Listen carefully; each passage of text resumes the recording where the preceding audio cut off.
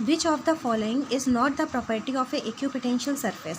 अब equipotential surface क्या होता है? एक ऐसा सरफेस जिसके प्रत्येक पॉइंट पर पोटेंशियल सेम हो।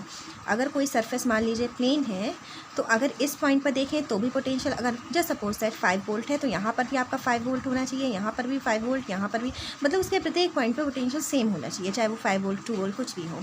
तो इसमें पूछ रहा है कि इक्विपोटेंशियल सरफेस की कौन सी प्रॉपर्टी नहीं है, नॉट लिखा हुआ है, मतलब कौन सी प्रॉपर्टी नहीं है।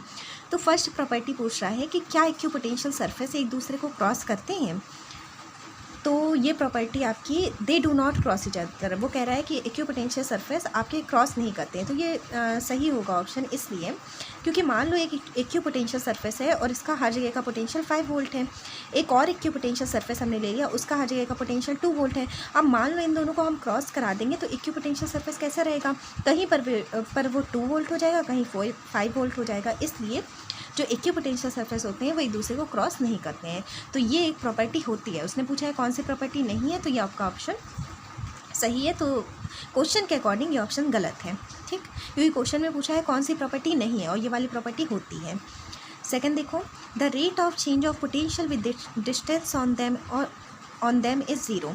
Rate of change of potential यानी डिस्टेंस के साथ पोटेंशियल। अब मान लो हम यहाँ पर 0 है डिस्टेंस, 0 में 5 वोल्ट है, इसमें भी 5 वोल्ट है, इसमें भी 5 वोल्ट है, मतलब डिस्टेंस जैसे जैसे बढ़ रही है वैसे वैसे पोटेंशियल क्या चेंज हो रहा है? नहीं चेंज हो रहा है। इसका मतलब है कि dV/dr क्या होना चाहिए? 0। अगर चेंज होता पोटेंशियल तो ये 0 नहीं होता। तो यही कह रहा है the rate of change of potential with distance on them is 0। बिल्कुल, अगर पोटेंशियल में हमारे चेंज ही नहीं हो रहा है तो change in potential with respect to distance is 0 होगा। थर्ड ऑप्शन देखो, for a uniform electric field there are concentric sphere.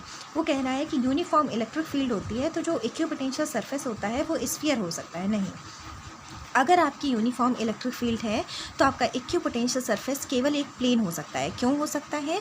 क्योंकि इलेक्ट्रिक फील्ड हमेशा इक्विपोटेंशियल सरफेस के परपेंडिकुलर होनी चाहिए। क्यों होना चाहिए?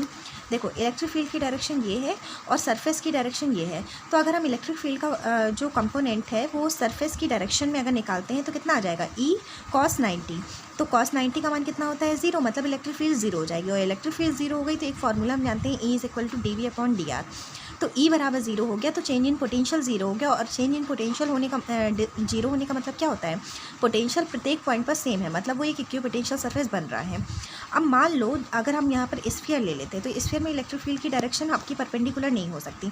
सपोज दैट कि इलेक्ट्रिक फील्ड की डायरेक्शन ऐसे हो जाती तो इसका कौन सा कंपोनेंट आता? E cos थीटा आता, जिसमें इसका मान 0 नहीं होता। 0 नहीं होता तो dV का मान भी 0 नहीं होता, मतलब उसका पोटेंशियल कंटिन्यू चेंज होता रहता। और पोटेंशियल कंटिन्यू चेंज होता रहता तो आपका इक्विपोटेंशियल सरफेस बन ही नहीं सकता था।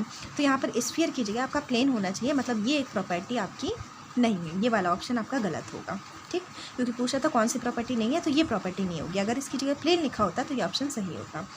They can be imaginary surface. ये जो सरफेस होते हैं इक्विपोटेंशियल सरफेस जो हम मानते हैं ये सारे आपके इमेजनरी होते हैं, हम एज्यूम करते हैं, रियल नहीं होते हैं। तो ये भी एक सही प्रॉपर्टी है। तो आपका कौन सा ऑप्शन गलत है? C।